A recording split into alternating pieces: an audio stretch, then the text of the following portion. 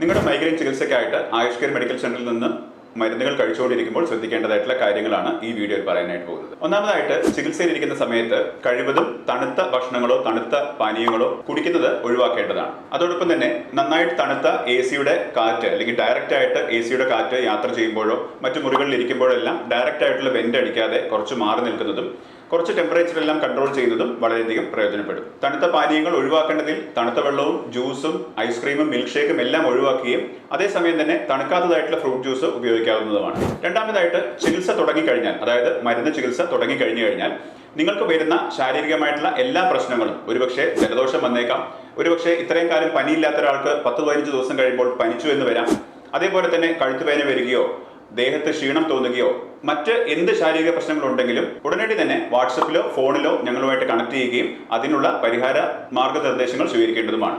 മരുന്നുകൾ കഴിച്ചുകൊണ്ടിരിക്കുമ്പോൾ നിങ്ങളുടെ ശരീരത്തിൽ വരാവുന്ന മാറ്റങ്ങളെക്കുറിച്ച് ഞങ്ങൾക്ക് കൃത്യമായിട്ട് ബോധ്യമുള്ളതും അതോടൊപ്പം തന്നെ നിങ്ങളെ കൃത്യമായിട്ട് ഗൈഡ് ചെയ്യാൻ സാധിക്കുന്നതുമാണ്. സംശയങ്ങളും മറ്റു രോഗങ്ങളുമെല്ലാം ഡോക്ടറുമായിട്ട് തുറന്ന് സംസാരിക്കുകയും അതത് സമയത്ത് തന്നെ കൃത്യമായിട്ട് പറയുകയും ചെയ്യേണ്ടത് വളരെയധികം പ്രധാനമാണ്. മൂന്നാമതായിട്ട്, ഒരു കാരണവശാലും ജലദോഷമോ തുമ്മലോ മറ്റ് ബുദ്ധിമുട്ടുകളോ വരുന്ന ആളുകൾ ആന്റി ഹിസ്റ്റമിൻ പോലത്തെ മരുന്നുകൾ, അതായത് മോണ്ടിലുക്കാസ്റ്റ്, സിട്രസിൻ അല്ലെങ്കിൽ അലർജിയുടെ അവിൽ പോലത്തെ മരുന്നുകളോ ജലദോഷമോ തുമ്മലോ പിടിച്ചു കെട്ടാനായിട്ടുള്ള വിക്സാക്ഷൻ 500 പോലത്തെ ഗുളികകളോ അതല്ലാതെ വിക്സോ ടൈഗർ ബാം പോലത്തെ ബാമുകളോ മറ്റോ ഉപയോഗിക്കാതിരിക്കാനായിട്ട് പ്രത്യേകം ശ്രദ്ധിക്കണം.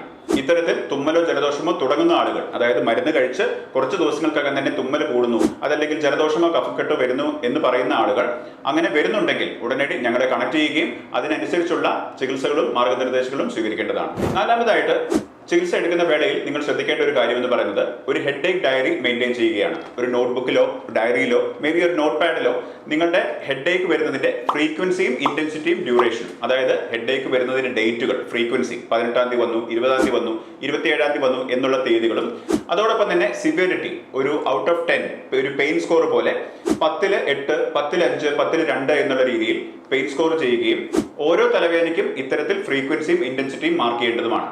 അതത് തീയതികളിൽ വരുന്ന തലവേദനകളെ ഡ്യൂറേഷൻ അനുസരിച്ച്, അതായത് 2 മണിക്കൂർ തലവേദനിച്ചു, 8 മണിക്കൂർ തലവേദനിച്ചു എന്നിങ്ങനെയെല്ലാം സൂചിപ്പിച്ച് കൃത്യമായിട്ടുള്ള രേഖകൾ നിങ്ങളുടെ കയ്യിൽ ഉണ്ടായിരിക്കേണ്ടതാണ്.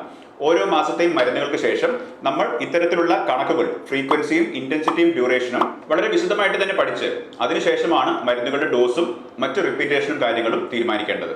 ഓരോ തവണയും ഫോളോ അപ്പിൽ വരുമ്പോൾ ഈ ഒരു ഡയറി കയ്യിൽ വെക്കാനായിട്ടും അതല്ലെങ്കിൽ ഇതിന്റെ വിവരങ്ങൾ കയ്യിൽ വെക്കാനായിട്ടും പ്രത്യേകം ശ്രദ്ധിക്കുമല്ലോ. അഞ്ചാമതായിട്ട്, കൃത്യമായിട്ട് മരുന്നുകൾ കഴിക്കേണ്ടതായിട്ടുള്ള ആവശ്യകത.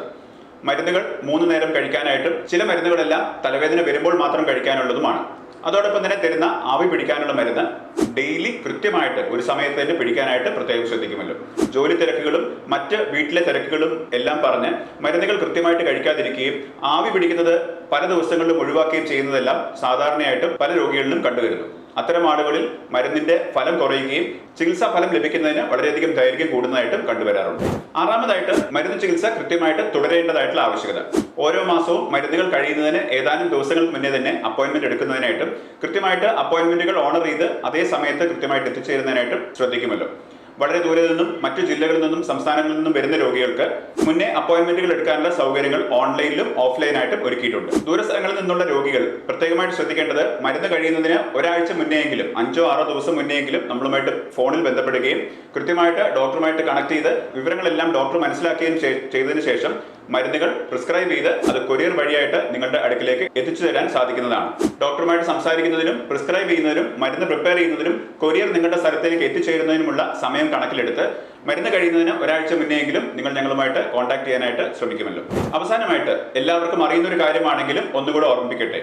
ഹോമിയോപ്പതി മരുന്നുകൾക്ക് പാർശ്വഫലങ്ങൾ ഇല്ല എന്നുള്ളത് പരക്കെ അറിയുന്ന ഒരു കാര്യം തന്നെയാണ്.